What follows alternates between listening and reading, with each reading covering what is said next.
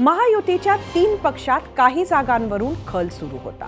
त्यातल्या रत्नागिरी सिंधुदुर्गातून काल शिवसेनेनं माघार घेत भाजपला जागा सोडली, तर आज नाशकातून राष्ट्रवादीनं माघार घेतल्याचं भुजबळांनी जाहीर केलं।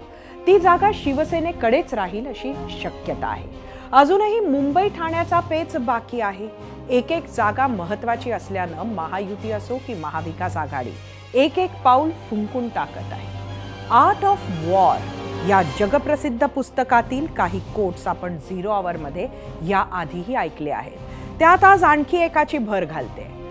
सन त्सू म्हणतो, advance is easy but retreat from it is difficult. अर्थात युद्धात पुढे पुढे जात राहणे, आक्रमण करणे सोपे आहे, पण त्यातून माघार घेणं अवघड काम आहे। याची जाणीव एकनाथ शिंदे असोत, अजित पवार असोत किंवा देवेंद्र फडणवीस या मुरलेल्या राजकारण्यांना असावी।